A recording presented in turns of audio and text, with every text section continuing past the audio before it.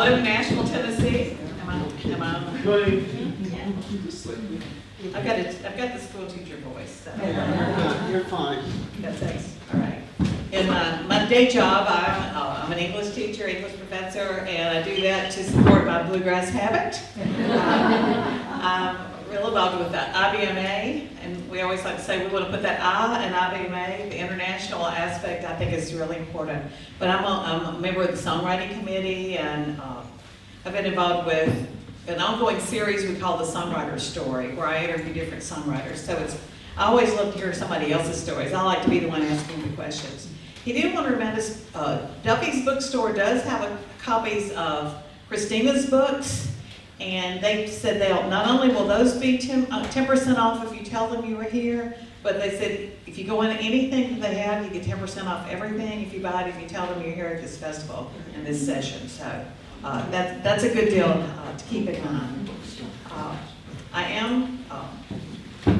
I'm a bluegrass journalist. I write for a number of publications in the music and bluegrass world. But I'm especially happy to be here today to introduce these guys. I'm a book groupie as well.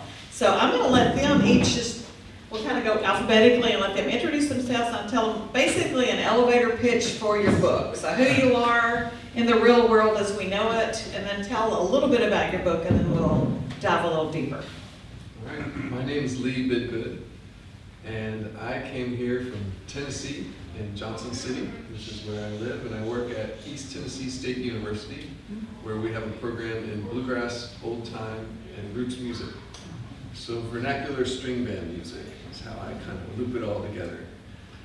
And I am just still tickled that this book happened. It's the Czech Bluegrass Notes from the Heart of Europe. It's my book it came out in 2017. It is still with us. And it emerged from experiences I had hearing about first, and then experiencing firsthand the fact that bluegrass and related string band musics from the United States are flourishing in the Czech Republic. So this book is an exploration of how that's happening at the level of the person, really paying attention to things from a ground level perspective. And we'll talk more about that, but that fits into my larger concern with how people make music and the ways that music making can create meaning in our lives. And that's one of the main concerns that I have. Hi, I'm Kristina Gaddy. Thank you all for being here. It's so lovely to see a crowd of people who want to talk about music and not just play music. I'm the author of Well of Souls, Uncovering the Banjo's Hidden History, and Go Back and Fetch It with Rhiannon Giddens. And I write about history, and I honestly wrote Well of Souls kind of as an accident, which sounds very silly that one would write a book by accident. But what happened was that I found out some information about the early history of the banjo, and I didn't think that it could be ignored, and I think it needed to be part of the conversation kind of in this first quarter of the 21st century, if you will, about the banjo's African-American origins that had largely been overlooked or were kind of always just a brief footnote, but to really hone in on that history. And then Go Back and Fetch It came about also by accident. I promise I'm not making this up. Essentially, Well of Souls had a bunch of musical illustrations where I had printed, I wanted to put these actual examples of music in as illustrations, and my editor said, nobody reads music, we don't make those. I was like, okay, this is not the hill I'm gonna die on for this book. And so I put them up on my website, and then Rhiannon, who I've known for a number of years, reached out to me and she's like, why are these only on your website? Why can't I see these anywhere else? And the answer was a lot of them are kind of buried in archives that are hard to access, or you have to know the person who has that image file. And so she came up with the idea of taking that music, putting it into a book so that people could access it, having those originals, but also having it kind of cleared up and easy to read in treble clef, and then also in banjo tab. Yeah, and so we're really excited to have that book out and have people playing music from it and kind of recovering early black music for fiddle and banjo, and really bringing those old sounds back into the present. So, thank you. My name's Pete Ward, and I'm here because I've written this book, which is called Bluegrass and Religion. It's horrendously expensive, which is why it's not in the bookstore. But this time next year it will be out in paperback, and it will be much more affordable, I hope. But by trade, I work in a university theology department, Durham University. And this book came about really because, I mean, other projects I've worked on have been musical or about popular culture and that kind of thing. So my previous book to this was on celebrity. It was called Celebrity Worship. But I thought bluegrass would be, because it's something I do with friends, would be a wonderful way to spend 4 or 5 years of my academic life doing something that is just like enormous fun and finding out more about this music that I've been playing for a while. I won't say too much more about the book because I imagine we might be talking about it, won't we? Absolutely. Yeah, but no, I'm delighted to be here. It's been wonderful. Thank you, Uri, for this festival. It's amazing. It really is.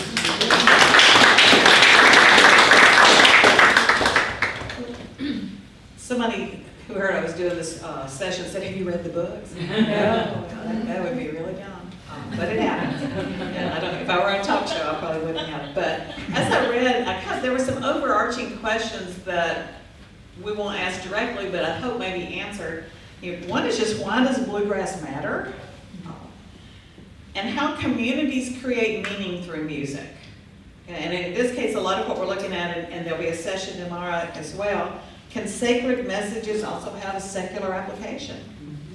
And then I'm interested to see how scholars study living traditions. I think all of these writers have looked at what's something it's not something that happened a long time, things that are still alive or keeping things alive. So the first thing I want to ask each of you, each of your book approaches some aspect of bluegrass music from different angles. If you're looking at religion, race, memory, transnational culture, what drew you to bluegrass as you looked at these larger social and cultural questions? I want to start with you. Oh, thank you. I'm going to mix it up to keep us all awake. Yeah. Well, what drew me to bluegrass was the experience of jamming with friends in various places. And in the immediate time after Oh Brother, Where Art Thou, a lot of the songs that people were wanting to play and wanting to hear and wanting to join in with came via that film and soundtrack. And most of those songs are gospel songs. And I remember one notable occasion, a group that were saying they wanted to do I Went Down to the River to Pray. And I remember everybody in the room went, "Oh, that would be great." And I was, as a theologian, and as someone who knew most of the people in the room, I realised that very few of them were actively engaged in the Christian church or anything. And yet actually they were welcoming this kind of music and found it moving.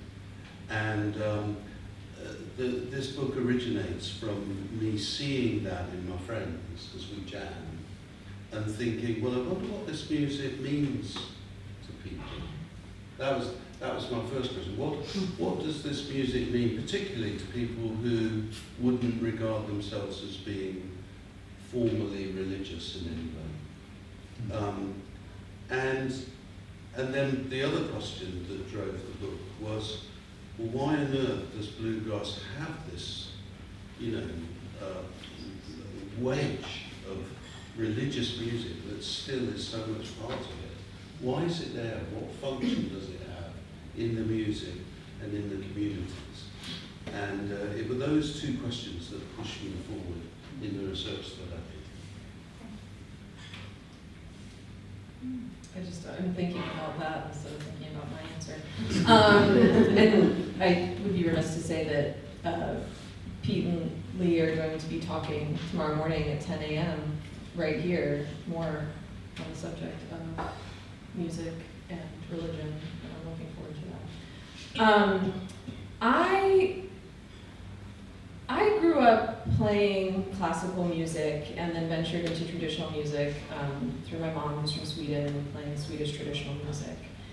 And then my aunt, who's from Western North Carolina, she started playing bluegrass, and so I started playing bluegrass. And I think what I realized, and it's still happening now, is I always had this desire to keep going deeper. And, you know, like playing bluegrass music was fun, but then I wanted to know more, right? It's like, it's a 20th century music form that has things that go back farther. So what are those things? And then going back farther than that, what are, you know, starting to play old time music and learning about kind of the construct of old time music and wanting to go back further and wanting to go back further. And so I have now found myself in a space that is related to bluegrass, but kind of completely separate from it as well, and looking at this music that not only kind of goes in the direction of influencing American traditional music, but also how these same you know, music of the African diaspora in the Americas, so both North America and the Caribbean, how that ended up influencing music in the British Isles, for example, how people collected, white people collected music there and put them into music books in Ireland, in Scotland, in England, I'm not sure about Wales, but at least those three places, and how this kind of perception of Black music and stereotypes of Black music got entrenched in these vernacular forms that we kind of now both take for granted and have kind of forgotten about.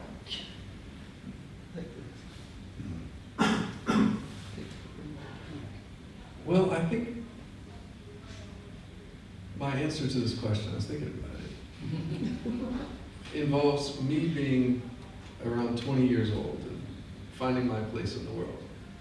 And it was around that same time that I was playing in a bluegrass band at UNC Chapel Hill called the Steep Canyon Rangers, and starting to play that music with people who were my own age, playing bars. You know, before I was playing bluegrass with the old guys from church, you know, who were my parents' generation. And I was sort of figuring out things about the world. And I was realizing, you know, I'd come up playing Suzuki violin and all that kind of stuff. My musicality had been formed through music lessons, through cohorts of various kinds, but it wasn't like the ones that I was seeing other people, you know, a generational heritage in music, like learning from your parents and so on. I was thinking, do I belong in this music? Mm-hmm. And it was at that same time that I learned that people were playing bluegrass in the Czech Republic. And I was thinking, whoa, there's a lot of interesting questions there. Where and to whom does music belong? And how do we negotiate those ideas of ownership and of belonging? And I don't think that I was really aware of that at the time, but I'm sort of reading that back to that time. And I think my initial explorations of bluegrass in the Czech Republic I had that sort of thing like, how does this live here? How do you hold it and own it?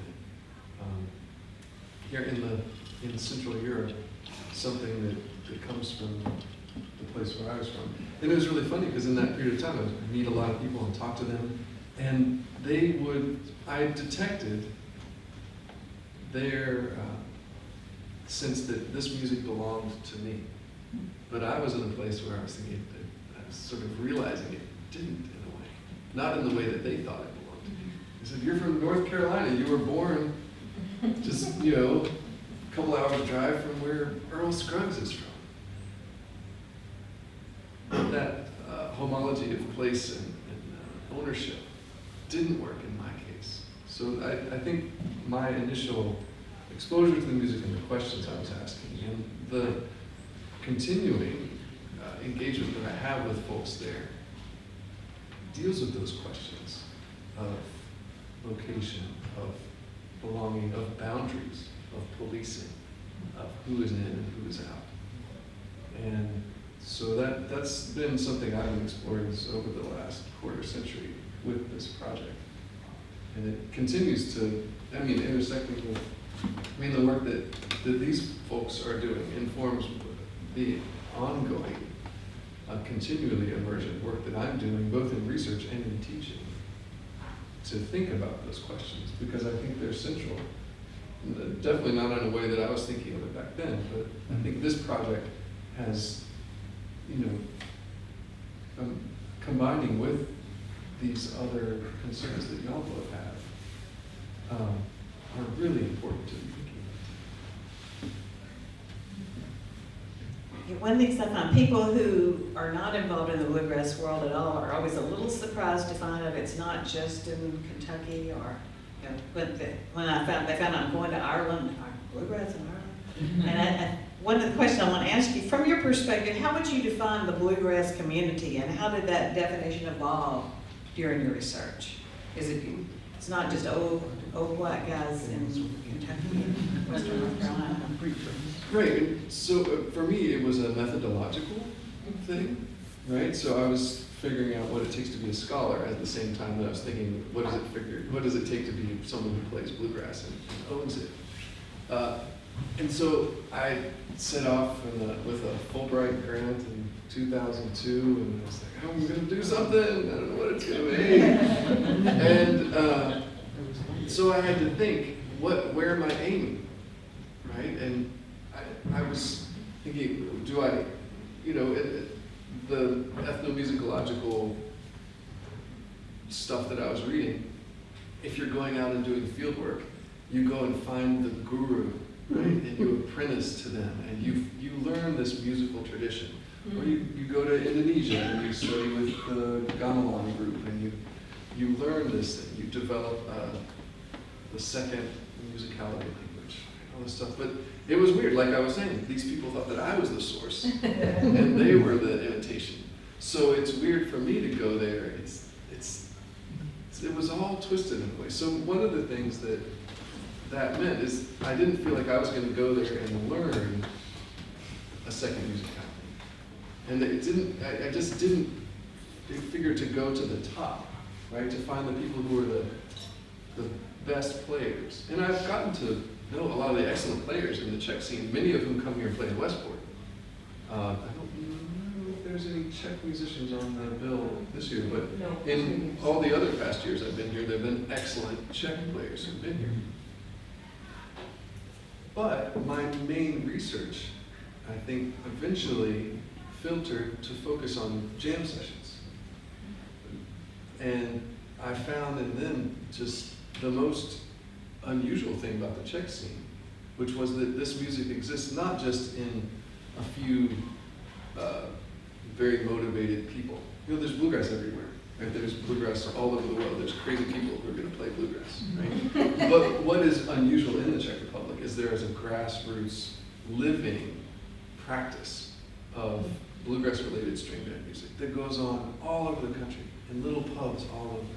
It happens in the Czech language, it happens in English, it happens through newly created songs, it happens through translated songs, it happens through what I call retexted songs, which use an existing song and melody as a chassis for a new text, a new meaning. And I learn all about the history that makes that all possible. The fact that state socialism made English not always acceptable thing in musical performance. So a Czech text could be a way that you could have bluegrass and country music and other kinds of music, and it could be acceptable. Things like that. But so that helps shape my view of this kind of music making as something that primarily emerges from that jam circle, from that group of people who gather to play and share this music, to make this music together, because they love it. And I've come to learn more about the business of music since coming back from that experience. And I think about the industry stuff, and now I'm teaching students to be professionals often. And so, but it's still, I think many of us think about the music emerging. It's not primarily a profession. It's primarily something that you share with other people. And I think it's so interesting because I think both what you were saying just now and what Pete said about getting like the root to the book of this idea of kind of bluegrass as stereotype, right? That it's this like, inherently has this religious component to it, right? What does it mean if people are playing it without having that religious component? What does it mean if people are playing bluegrass as this inherently American musical form and not being American or not singing in English? And so we have this like very, very stereotyped idea of what bluegrass is, who plays it, where they play it, what type of background they have. And I think one of the most interesting things, also kind of to what Nancy was saying about the international and IBMA, is that idea that this is, that there can exist this stereotype of this is the guy, this is the bluegrass player, right? We can all kind of imagine him in our mind. And the reality is that there are so many different kinds of people who play bluegrass, communities, right? This idea that even it was community-based kind of also goes counter to that stereotype of bluegrass being like guys on stage in their outfits performing rather than this kind of community building. And I think for me, that's a big thing that I want to always untangle with music, is getting away from these stereotypes and the easy answer of, this music comes from this place, or this is the people who play this music, or this is that, and really to add that nuance to all of the music, and then also to add these questions of what does it mean to be Czech to play bluegrass? What does it mean to sing a gospel song if you have no belief in God? How do these things kind of play out? And of course, I'm especially interested in the kind of racial dynamics of the music and why people perceive it to be so white when there were black string bands. That was a whole group of people who were playing the same string band music that the white musicians were who got recorded. But it's really like solidified in our minds as these stereotypes. It's a really interesting question about the community. So my research, I did a questionnaire and I had about 250 people respond to the questionnaire. And then I did about 30, 35 interviews of sort of 30 minutes, 40 minutes, talking to people about what the music meant to them. And one of the things that was very, very striking about bluegrass people, which I found surprising, was that almost everybody who responded both to the questionnaire and to the interviews basically said that they played music in one way or another. And so there's a sense, I think, in bluegrass of a community of pickers that is perhaps not quite the case in other musical genres to quite that extent. And so you've got at music festivals like you have here, people gather in circles and jam with each other and play with each other. And so I think that sense of a bluegrass community, one of the things is this participative nature. Then another aspect, I think, of the community is that bluegrass music is nearly always about loss and nostalgia. Those two things. And what's interesting is that both of those play in different ways. and they connect to individuals and they connect to communities in different ways. And why that sense of loss resonates, and why that sense of nostalgia resonates. I remember one person who's from Australia, I interviewed this person, and I said, well, this is, it's American music all about the Appalachian Mountains. Why, as an Australian, are you interested? He said, well, we've got mountains, and it's not that different in Australia to the Appalachian Mountains. So he found a place for his sense of those things. So I think if we're talking about a bluegrass community, there's this participative nature, there's a shared sensibility that's there. And the final thing that I would say is a stubborn appreciation of virtuosity that's deep in people, it's participative, we all pick together, but actually there's this moment where we make spaces for people to show how skilled they are. And particularly in the States, we don't do it at this festival too much. In the States, when somebody takes a break, they applaud, don't they? So I think these are the elements that make up the community. I mean, they're obviously institutional and economic and social and, all of those sorts of things that we could talk about. Like Westport is an institution that is run with its own structures and it has its thing and it's its thing because of that. But I think it's these deeper things that make the community, that make up bluegrass. And I think that brings up, we have to give props to Fred Bartenstein. And he talks about bluegrass as a Venn diagram. Fred talked about this, right? That bluegrass is this Venn diagram of art, the production of the music, the aesthetics, those practices of music making, and then business, because some people are definitely making money with it and making their living, and then also community. And I find that really useful in teaching and discussing things. We can see things that are going on and say, oh yeah, we're tending more towards that side. And those intersections are interesting to think about. And there's just so many paradoxes and so many things that are in that dartboard. This virtuosity is such an interesting thing to think about. We can think about Barry Shank's way of looking at folk music, folk revival music. You could see someone being more like Bob Dylan or more like Pete Seeger. He kind of uses them to say, like, are we seeking to just push out in a new direction that more celebrates creativity, or are we seeking to do something that's more, that encourages participation, right? And that encourages a rootedness, whether in an older imagined community or the present community and have a single. And it's, those two things are just always somehow together in bluegrass. And is it a popular music or is it a folk music? Right? This is things that I've tackled in some of my writing as well. It's both in an interesting way. I've gotten into arguments with the editor of this volume of the book we're doing. It's on popular music. I said, well, yes, bluegrass is popular music in some ways. It's not in others. And that essential paradox is a part of all these things, these tricky and fascinating things. And it affords so many things to so many different people because it has a lot of these different qualities. I think anytime I've interviewed people, just asking about definitions of bluegrass, the word community comes up every time.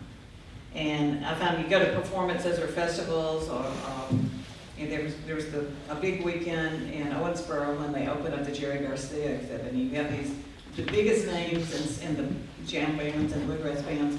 And then after the show is over, you go out on the back porch, and people from the audience are sitting there playing knee to knee with the people who've been on stage. And I think that's, on some level, you find that in the whole bluegrass community. It's how it's passed on.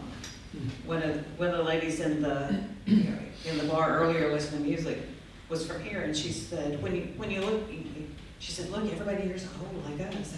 And she said, isn't like that in the U.S. And one of the things I do see, I think there is that passing it on. There's a real conscious intentionality about passing it on to the other generations. I think that's one of the most fantastic things about bluegrass in the United States is, and so I play, old time music is primarily what I play, and it's changing in old time music, but I think bluegrass, and if you ever have the opportunity to go to the IBMA conference, like there is such a focus on, getting kids to play and having like a kids stage where it's just kids bands, and really this appreciation for, yes, we're here and we want to pass on the tradition, but also we want to, have these kids doing their own thing and kind of branching out and making new bluegrass music. And it's, in terms of that community building, it's not just about that community that's,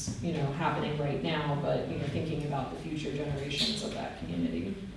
I think there seems to be more door opening than gatekeeping in my experience. Watching, it's not just, that's not bluegrass, but opening, I think a lot of people realize if we're going to keep it alive, we can't tell the young people this is how you have to play it.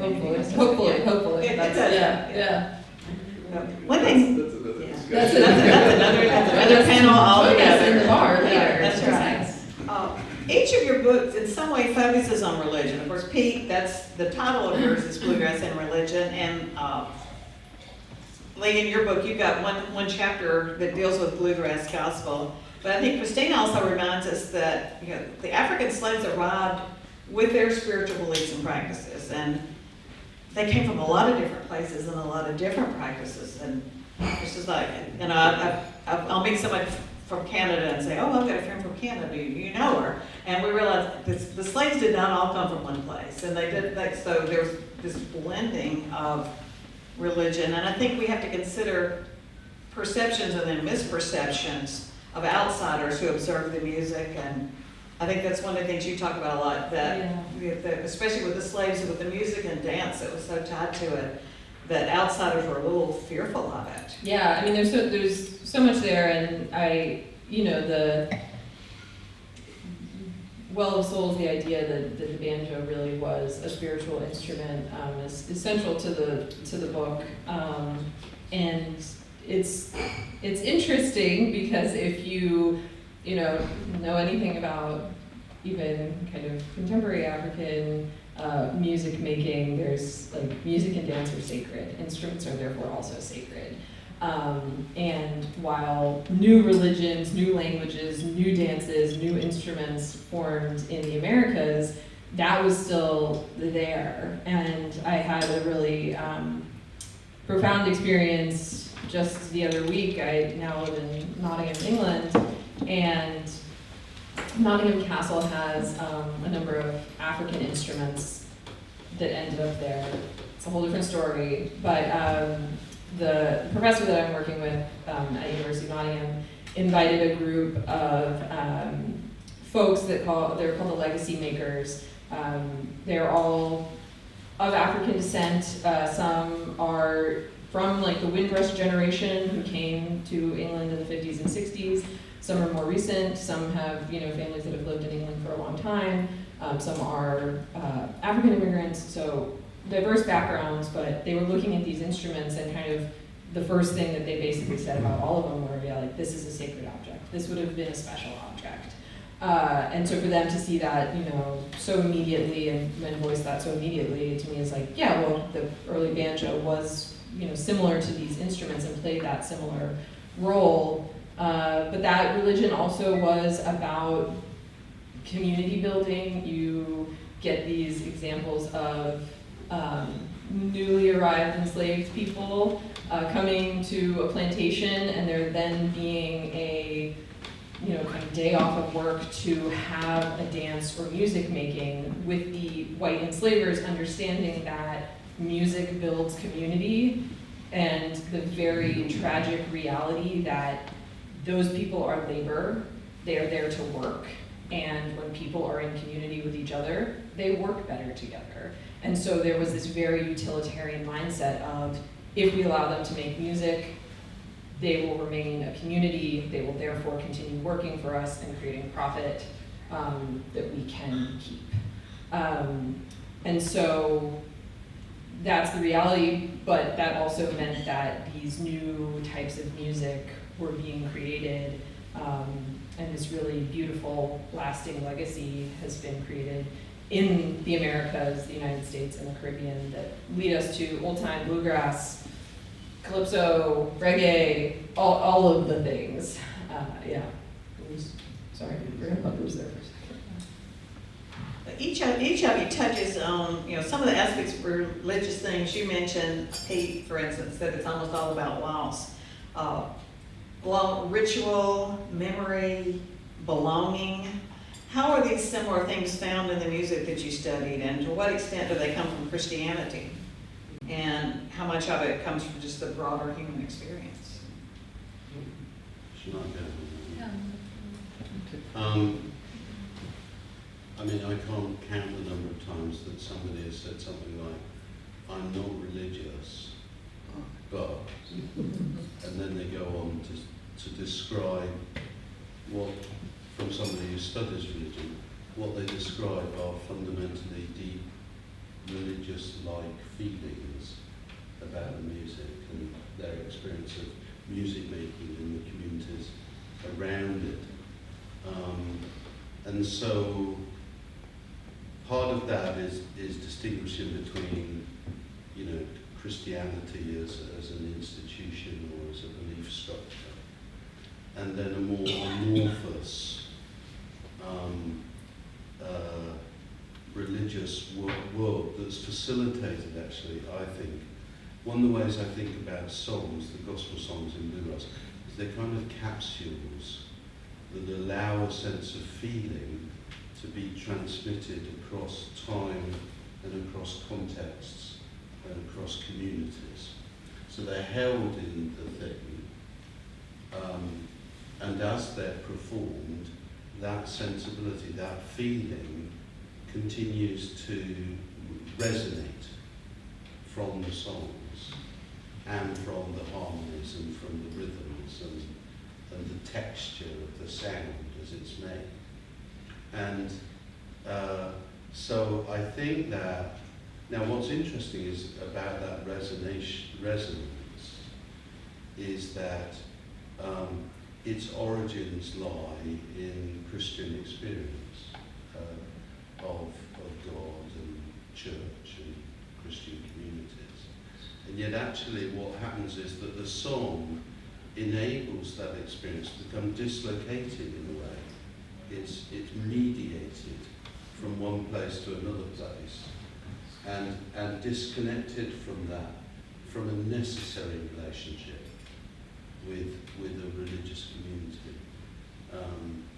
Now what's interesting, and one of Lee's colleagues really reminded me of this, Dan Boner, who works at ETSU, said to me, you need to realise, Pete, it's not all like what you're describing. There are some people who are thoroughly Christian, who see the songs as thoroughly Christian, and it's very much, it's not about becoming disconnected from a religious thing. The songs completely legitimate their belief that they have grown up with and continue to want to advocate. And so we have this simultaneous world in the bluegrass world where there are some people who see it as very much consonant with a particular way of Christian believing. And then there are other people for whom it's this more disconnected spiritual thing. And those things coexist. So some of the people I interviewed were in bands that play gospel music, and one person was telling me, well, the bass player, he's an atheist, and he doesn't really believe it, but the banjo player is a lay preacher in the Methodist Church, and he's really into it. And me, really, I'm not very sure, but we all play the gospel songs together in the same band. That's the thing. It's the coexistence of these things that I think is terribly interesting. I love the part in the history section of Pete's book where he talks about the folks up in the urban Northeast in the 1950s as they're discovering bluegrass and getting into it, learning how to play the banjo from Pete Seeger's book and things like that. And just all the interesting stories of people reconciling their own belief system in that period of time in the 60s, you know, as a college student, like I was, reckoning with my own questions, right? At that stage in their life, in that period of time, reckoning with those questions, as they're totally enraptured with the Stanley Brothers, and they're singing Satan's Jewel Crown, and, you know, figuring out how they can do that. And it's really interesting. It's a really great part of that history. For me, right, yeah, there's a lot of those similar questions for people in the Czech Republic, a real secular place with an interesting religious history, right? The Protestant and Catholic struggles there go back to the 1300s, Jan Hus and all these things. People were fighting wars over this, the 30 Years' War in the 1600s, and then we had blah, blah, blah, blah, blah, all that history. So there's, yeah, religion is not a place where you get a lot of resonance across a lot of people. There are definitely believing folks there, but I did not encounter very much of them in my research. Right? I met a handful of people over decades of fieldwork and meeting people in communities there who are Christian believers in a way anything beyond sort of the cultural identification. And very few for whom their musical performance was somehow connected to their faith. So, yeah, it's a lot of people dealing with those same things you're talking about. And one thing I want to talk about tomorrow is not just these items, like the songs as carriers, but also the practices. That's something from reading Siobhan's book about reconciliation. I've been thinking a lot this summer about the practices of what we do together, the gestures that we do. How do we greet each other? How do we sit? And how do we make music together? How do we participate? How do we eat together?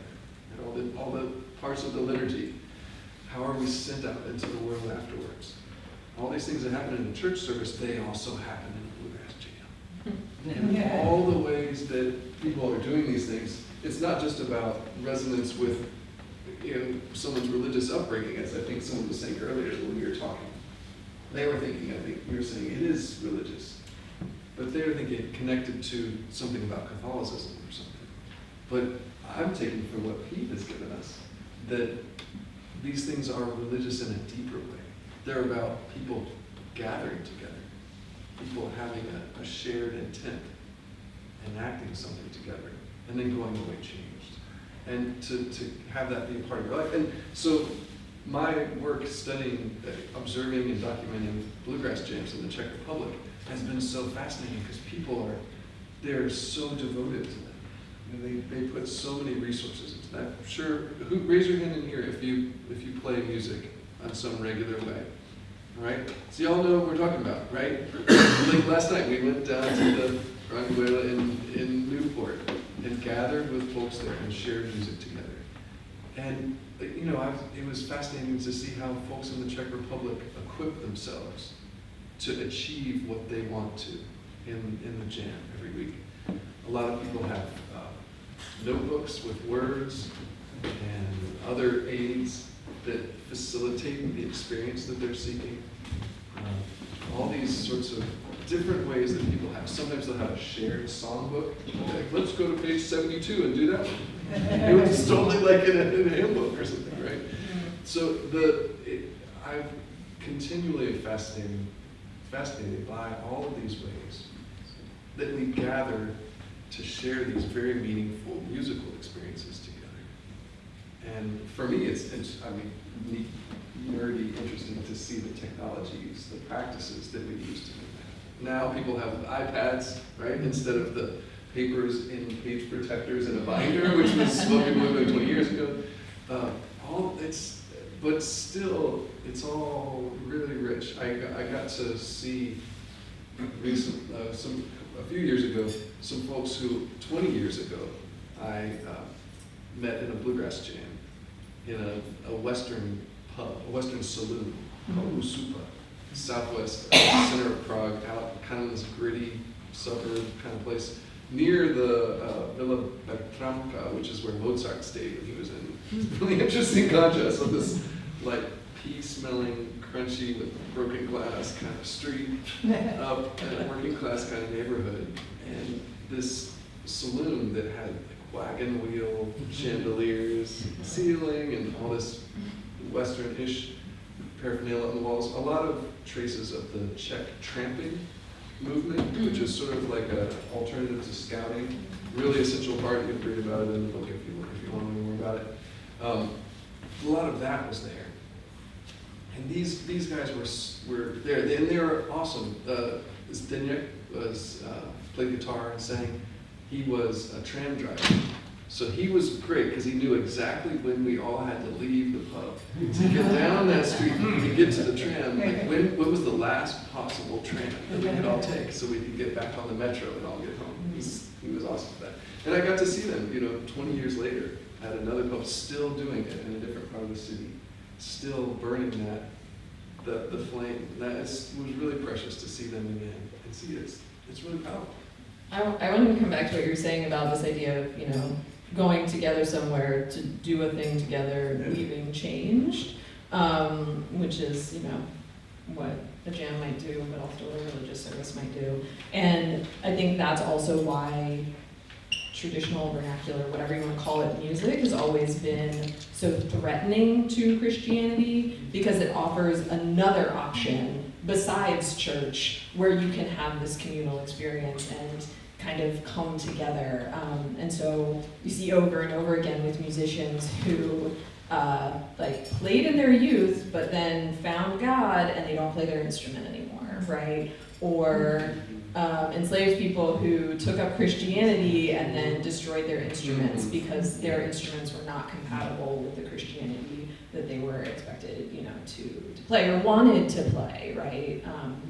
The religion they wanted to join, right? Like, people want to be saved. They want to believe that there's something beyond this life. And if giving up my instrument is going to get me there, let's do it. That's not as important. So there's always been this kind of conflict, and I think it's super fascinating to think about. Yeah. What I loved about your book was the sacred is carried in things. Mm-hmm. I thought the way you talked about the banjo there, I found it really, really helpful. That there was this thing that held in itself something spiritual. Yeah. And it's really central to a lot of different African, religious beliefs of you can have an object. What am I saying? It's an all religious belief, right? That we can wear this symbol, we can have these beads, we can have this thing that would normally be just an object, but it has been imbued with a special power that helps us, protects us, connects us to bigger things than ourselves. And that is true for just so many objects, but we sometimes don't think about that with instruments. Well, going to the Country Music Hall of Fame and Museum, and you have these cabinets, and there's Bill Monroe's F5, this That was reconstructed. But it's there as sacred object. Yeah. Really interesting. And it's funny how when we see other people's sacred objects that are different from ours, we don't see the connection. I think you talked about the voodoo religion and how it's real easy to criticize, placing all this belief in things, and then here we are with our own objects. Yeah. It's very easy to forget what objects we imbue with powers, essentially, in Christian religions. One thing, you started saying that people will often say, I'm not religious, but, and I've had a lot of people finish that by saying, but I'm spiritual. Yeah. And I think a lot of what you're talking about, just that physical experience of music, there's something spiritual about it. in your book, Lee, too, you point out that a lot of times Christians aren't our own best PR. That a lot of things that have been done in the name of religion have made a lot of people judge it by things other than maybe what is the central core. Yeah, that has no connection to our current situation at all. none at all. Yeah. I'm speaking strictly on The one thing, in defense of religion, I've had a couple of students do PhDs on choral music in English cathedrals and Gregorian chants and that kind of stuff. And there are certain kinds of music that generate this, that the church, particularly my church, the Church of England, has invested in big time and continues to try and keep alive, which is a gift to the culture of the world, really, English choral singing. But when you interview the people about their experience of singing these things, they say very similar things to what the bluegrass people were saying to me, which is the fact that it is a religious tradition that we're doing is important to us. I might not be formally religious, but it's spiritual to me. It's not always the case that the Christian religion has put down, and the whole contemporary worship thing is like a huge phenomenon of stuff. Well, and so much, coming back to music of the United States, right, we get, after the Civil War, this huge emergence of essentially what becomes kind of American gospel, with black choirs who are singing hymns, both kind of from traditional hymn books, but then also these African-American spirituals that have developed over time, and having this incredibly strong, beautiful tradition that emerges from that. And to your point, right, the church has actually always been a place where music, certain types of music, but music was valued, and so therefore we're going to educate people. We're going to teach people how to read music, how to write music, how to play instruments, and then in some cases, they do what they will with that. But yeah, so that there has been this support for music that might not exist otherwise had the church not had a need for, well, we need somebody to lead, the choir, we need somebody to play the organ, and so we have to teach somebody to do that, and then they have a really important skill that they can share with other people then. I think that's the church in general, even education that started out as Sunday school, or so many of the universities that started to teach, were specifically for theology. And like in the Sunday schools, the family says, we want more. We want them to be able to read anything. And I think that's particularly true with music. Also, when we think about high church and low church. And, you go to the first service or the second, and it's that everywhere. But I think the same experience you have from like the beautiful choral music, you can also find in like Sacred Heart.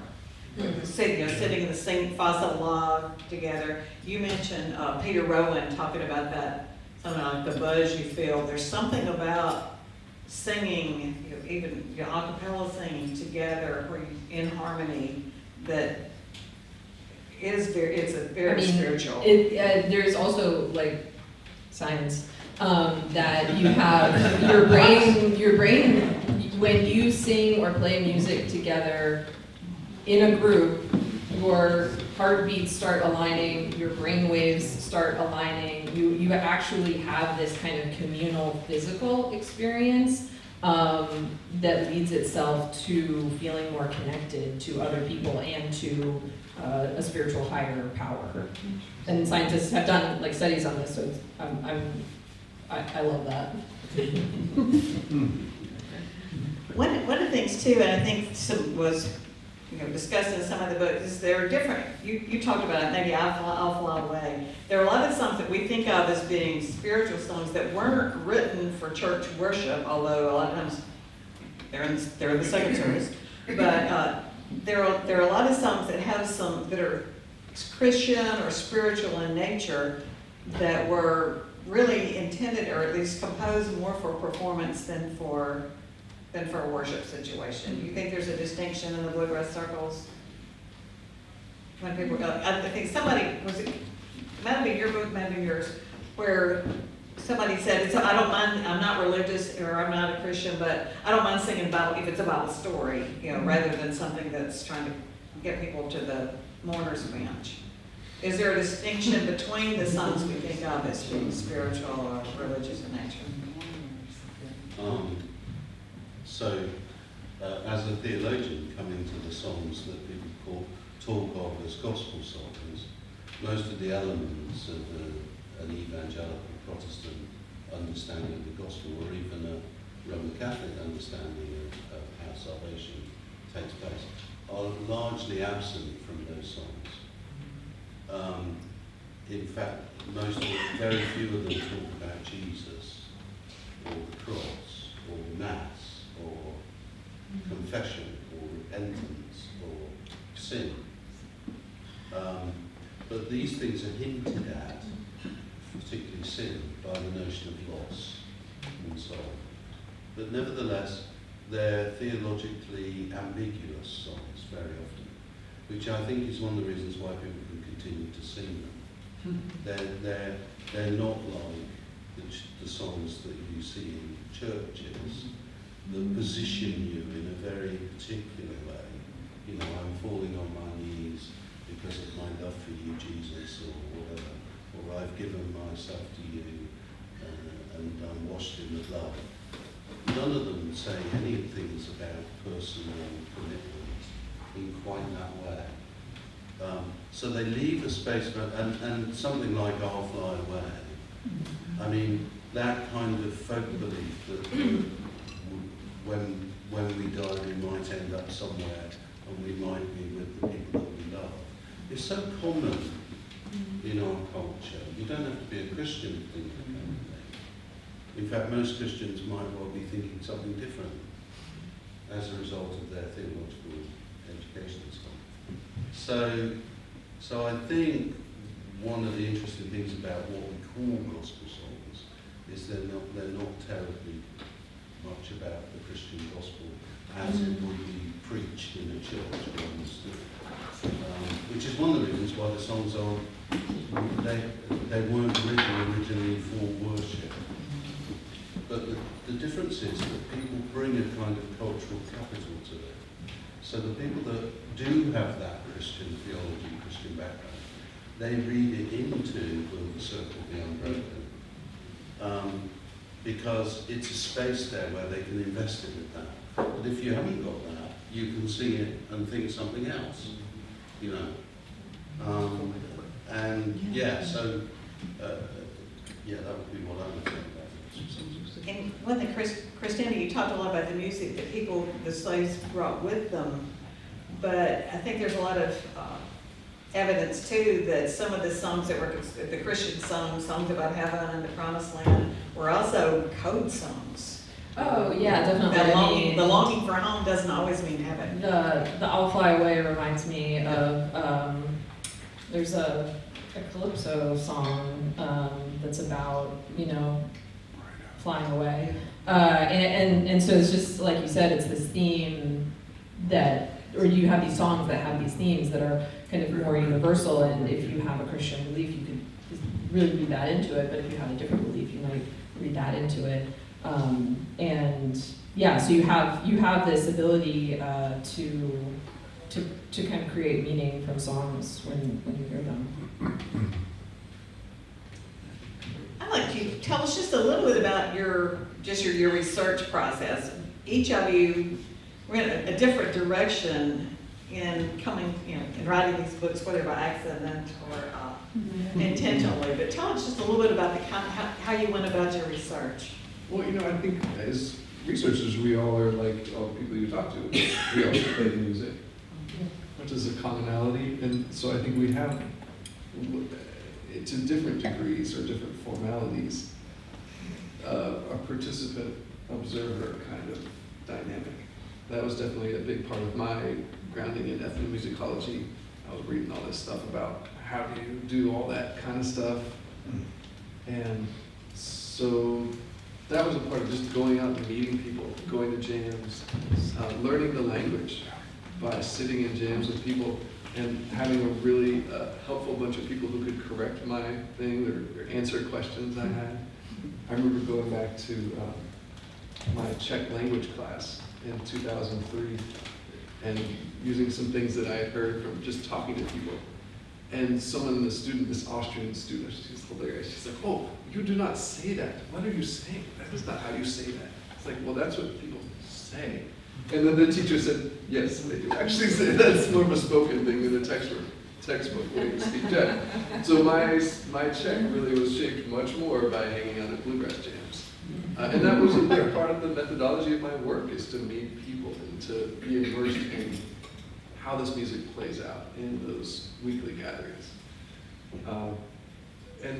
It's been it was less a historical study in what I was doing, and I did do that, but it was in 2024, I was over there, and this guy came up to me and said, with all respect, "You got it wrong."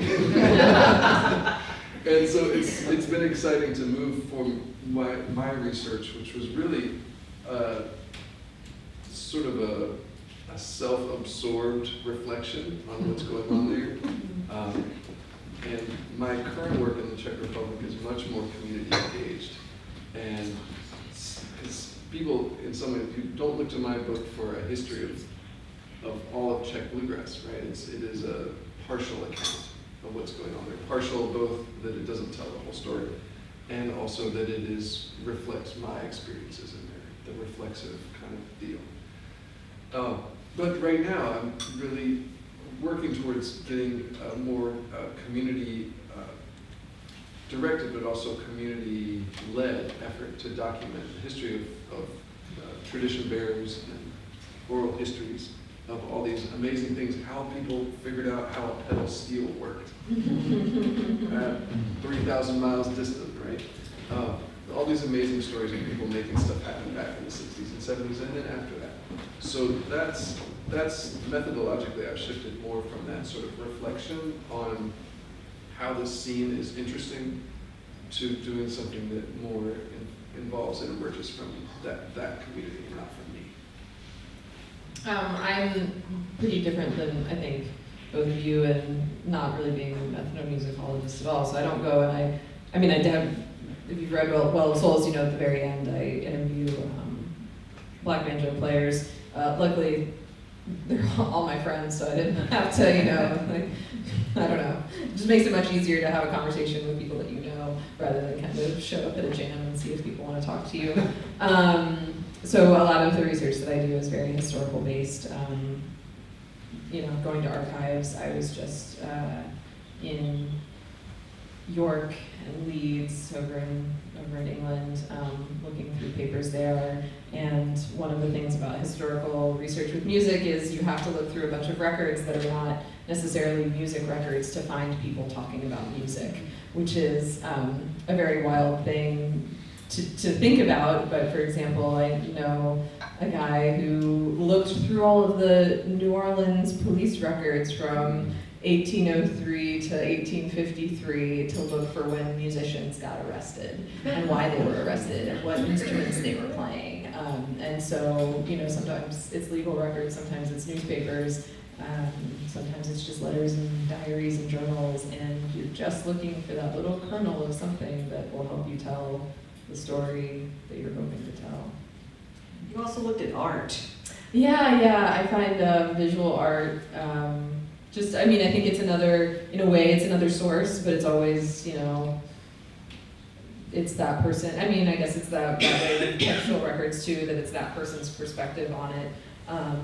But I think visual art really informed a lot of the research, but it was also, thinking about this historic material, it was a way for people to engage with, the time period that's happening. If you think about a print that was in a newspaper or sold or a broadside, people who weren't literate and couldn't read books that talked about music of the Americas could see these images and learn things about the world through those images. And then, can you just talk about the miniaturization like you did in the banjo gathering? I thought that was so wild. What's amazing to me, get her book and read it if you're at all interested. It's amazing. What folks like Kristina are learning hundreds of years on. Still, there's things we absolutely have no idea about it, and her research is uncovering it. I was blown away by each year at the banjo gathering that she helps run. It's something new that they discover. Well, I think, and that was one of the reasons that I wanted to write the book, was I was like, the more people know about the history as we know it right now, the more we're going to discover. And so that's what's happened is, now that this book exists, now that people know I'm doing this research, I get emails that are like, hey, we have this instrument that kind of looks like an early banjo. What do you think? And one of them is a banjo that's like this big. And essentially, it's probably a miniature that somebody made as like a tourist instrument, right? Like you can go into a little gift shop here, I'm sure, and buy a little harp that's this big so that you can take home your harp from Ireland. And this was, somebody went and got a little banjo that was handmade, that was that big, that is really a miniaturization, not a small instrument. So that this Swedish guy could take it back to Sweden and put it in a cabinet of curiosity, and people could, see an example of this culture that they likely knew very little about, but now, and there's tiny little drums too, which were, they're like dollhouse things, they're so cute. One of the things that it's important, right? All of this stuff that we're talking about is connected to this history of enslavement, of white supremacy, right? It's just part of this. It's also part of these transnational flows, which in my case are more first, second world, and I think a lot of the stuff that the Czechs are doing doesn't have to engage with this. And that's one of the reasons it can be how it is. It doesn't have to deal with this legacy of enslavement, of the transatlantic slave trade and all that kind of stuff, at least directly. It's interesting to talk with folks there about the history of the banjo. Yeah. But I was thinking about the miniature banjo when I was packing from here, right? It's like your work makes me think about that history of trade and ships and how things had to go. If you wanted to bring back an ethnographic souvenir, having it be smaller is great when the hold in the ship is going to be filled with cotton or molasses or something else like this. It's fascinating to think of those things. You asked about research process. What in my book, each of the chapters adopts a different research methodology. So one of the chapters takes 2 songs and looks at video performances across genres of those songs, and to try and ask how does a song like Wayfaring Stranger change its meaning over time when it's used, say, in a movie, or when it's played by Ed Sheeran, when it's sung by Rihanna. And then another of the chapters, I was interested in the extent to which bluegrass lives off its myth of music that comes from a special place, that has a special character and can do special things when you gather. And one way I got at that, with advice from a friend of mine, was to read novels about the Appalachian Mountains, where music in some of these novels, which is like a caricature of the area actually in the novels, but nevertheless they sort of repeat this myth, and one of those myths is this thing about the music coming from Scotland to Ireland and into the Appalachian Mountains, and what the function of that myth might be in the present day, and what the downside of that, which leads to this issue of white supremacy. Because if it's our music of a white people from this special place, who are the people that are excluded and have to be excluded from the story in order to maintain that myth? And then another approach that I used was I was able to say the music's about loss because I surveyed the lyrics of the main bluegrass bands from the first 2 decades, Scruggs and whatever. And actually, when you look at the lyrics, they're all, 70-80% of them are about loss of one kind or another. So by surveying the lyrics, I was able to get at some stuff, as well as all the interviews and the questionnaire that I did. And the final way, I think, was that your thing of your book was very, very helpful to me, because this idea of the sacred and of bluegrass as being sacred. So many people I interviewed said how important and set apart the music was. I'll tell you one brief moment that sparked this for me. Ricky Skaggs has done a biography, popular biography, and at one point in the book he talks about how he was close friends with Bill Monroe towards the end of Bill Monroe's life. And Bill Monroe was in a care home, and Ricky Skaggs would take him out to a prayer meeting and stuff. And Ricky Skaggs recounts this moment where he asked Bill Monroe to lay hands upon him and to pray for him that he could carry on the work of holding this special music of bluegrass. So you've got this kind of biblical laying on of hands, patriarchal ordination thing going on between Bill Monroe and Ricky Skaggs. And actually, when you see Ricky Skaggs now and how he carries himself, where he is and all the things that he does, he operates as a kind of priest of the music in some ways, or a patriarch of the music. And I think that's part of it, this sense of the sacred being imbued in the music and the way people act often.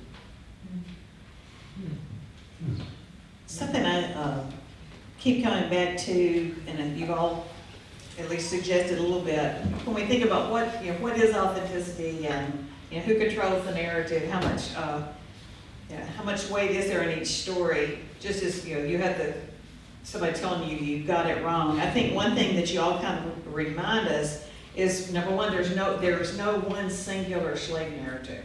You have to put all the stories together to get a glimpse of what it is.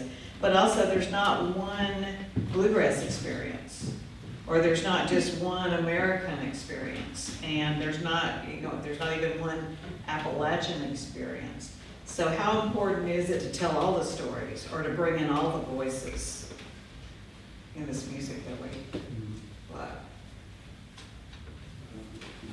Very important. Yeah. I mean, my book is the first monograph about bluegrass community outside the United States. Is that true? The first English language. Wow, that's insane. Primarily about 2017. That's cool. Somebody had to do it. Yeah, well, we're glad you did it, but I'm shocked nobody Well, thought to think Buru about it. Burasu Ongaku was in the much earlier, but he was and it was. Yeah. But I think it's But very. then to me that says that there's some like U.S. supremacy about, we don't need to care about Czech bluegrass or Irish bluegrass or Japanese bluegrass.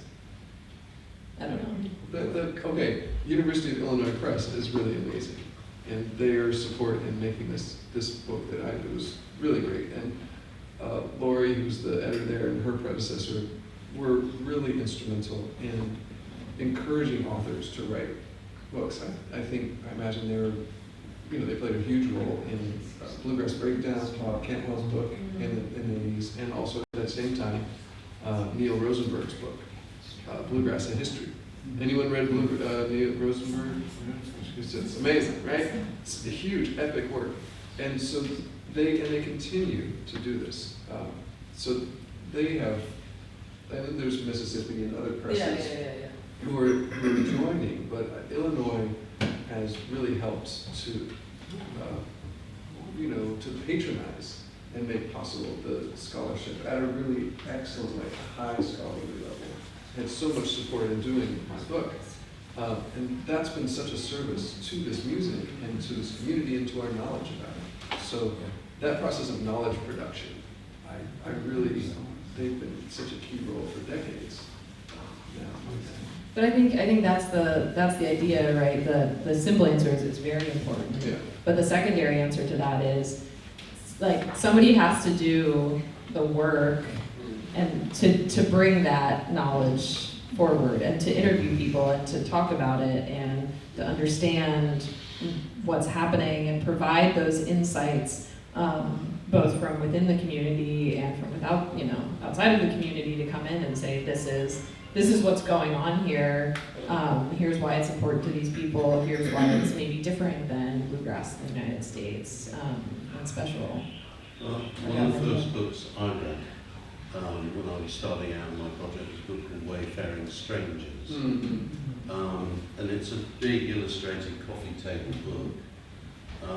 And interestingly, throughout the book there are these windows where musicians talk about the music. And as I began to research more and read more of the Rosenbergs and all the rest of it, what I realised is quite a lot of what those musicians said was bunkum. And they were fundamentally mistaken about the music or repeating things, tropes.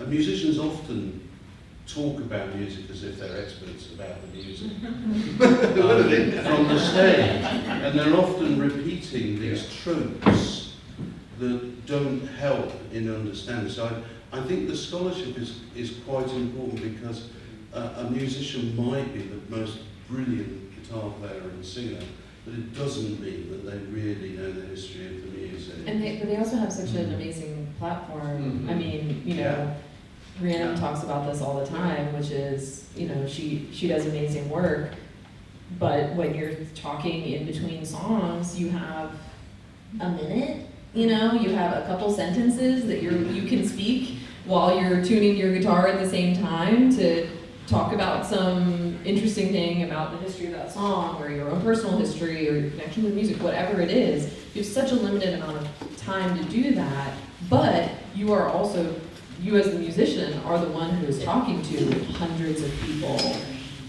a night, and has the opportunity to kind of spread that gospel, but you have to have learned the gospel first. And you as a musician, as a professional musician, you don't have time to do that research, which is also part of, I think, what all of us do, which is to do that, to educate musicians, future musicians, other people, and so then that message can be kind of carried forward. I think Rhiannon does an amazing job. Oh, yeah. Amazing job. And I think she has done quite a lot of the hard work of research. Oh, definitely. I didn't mean to say that. Yeah.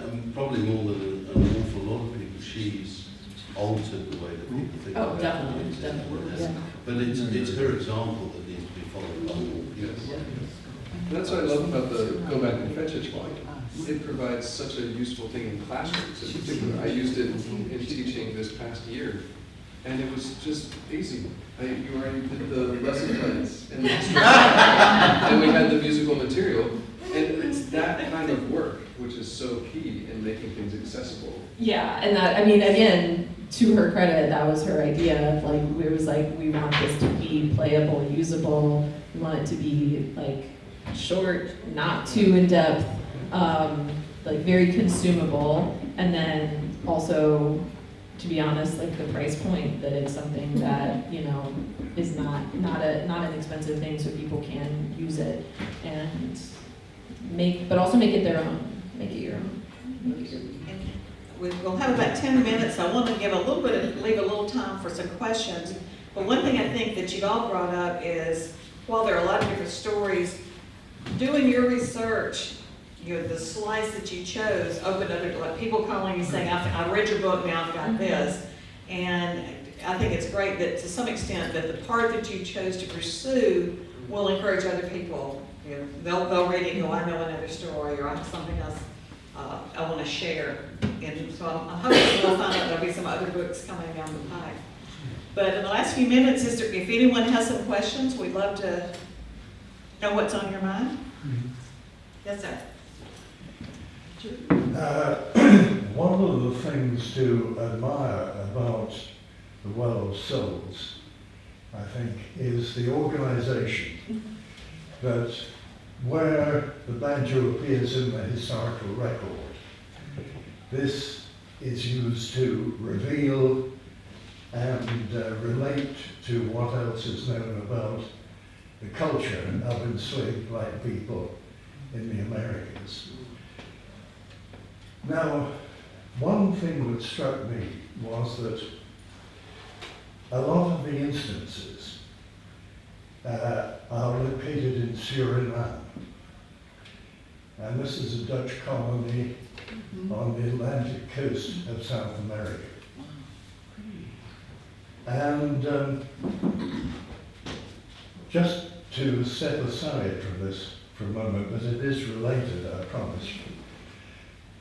Joe Troop, an accomplished bluegrass musician from North Carolina, has spent a lot of time playing in Latin America with Latin American musicians, playing either Latin American music or bluegrass. And he finds there are no banjo jokes in Latin America. We have them all here. If he turns up in Mexico and plays the banjo, people don't come up to him and say, aha, banjo player. They say, oh, that's an interesting instrument. What part of Mexico does it come from? So, bringing us back to Suriname, how is it, given the importance of Suriname in the historical record, that the banjo didn't take off in Latin America the way it did in North America? My easiest answer for that is the guitar. That was just so much more easily accessible to people in Latin America because of Spanish guitars. That you essentially get people playing this music on guitar or guitar-like instruments rather than a banjo. And that even happens in Suriname, which is kind of, until the 1920s, you can see these string bands, essentially, that have banjos in them. But then later into the 20th century, that starts to be, banjo starts to be replaced with cuatros in Caseco music and other guitar-like instruments, kind of maybe, a cuatro kind of looks like a ukulele. So you get that. But I think it's an interesting idea to, people have also asked me why there are no banjos in Brazil when there were so many enslaved people in Brazil. But I will say that there's always the possibility that we just haven't found the account yet. That somebody hasn't gone into those archives with that mindset. For a long time there was like, there's no example of the banjo in Cuba, but then I found an example of the banjo in Cuba. So I'm always at the point of it might be there, we just haven't found it yet. Yeah, thank you. Any other questions? Yes, sir. Back in the 60s, we had hippie communes. And as I walked in here tonight, before this gathering, there was a group out there playing, I would guess, bluegrass. As you all get together, do you have a communal feeling with the same purpose? And my second question is, what is the fine line distinction between country and bluegrass? I would say the first question is yes. Even Lee and I were talking, so Lee plans something that's called the String Band Summit, and it's been held at East Tennessee State University and Middle Tennessee State University. And it's a really small group of people and even within that, there's like a community sense where we're all here because we're trying to accomplish a similar goal, to Pete's point of like not only getting this research out to people, but to like talk about it among ourselves. So even within that kind of research community, I feel like we have that building, that common goal. And I think, I mean, from my personal experience too, you get, you know, various festivals, and then, you know, it's an interesting thing because each festival has their own kind of attitude. You know, I moved to England from Baltimore, and the Baltimore Old Time Music Festival is absolutely fantastic. And I was there just a couple months ago, and my parents came, and I asked them, you know, what's your favorite part? And my dad said, they're both musicians, and my dad's like, the vibes, essentially. He did not say the vibes, because he's 80 years old. But he, you know, essentially it was, this is a really welcoming, calm space, and that is Brad Clodner, who runs it with his dad, Ken Clodner. That's his attitude about jams. His attitude about jams is, come as you are. I don't expect you to be virtuosic. I just want you to come and play and kind of be happy about playing. And he's managed to translate that into the vibes of his festival. And so I think even to that point of kind of comparing it to communes in the 60s, right? Like, or even communes today, right? Everyone has their own kind of attitude and belief, and I think festivals definitely have that too, you know. In the US, do you go to Galex or do you go to Clifftop? Anyway. I might disagree, I think. I don't think that in the bluegrass world there's an attempt to create a world-changing philosophy.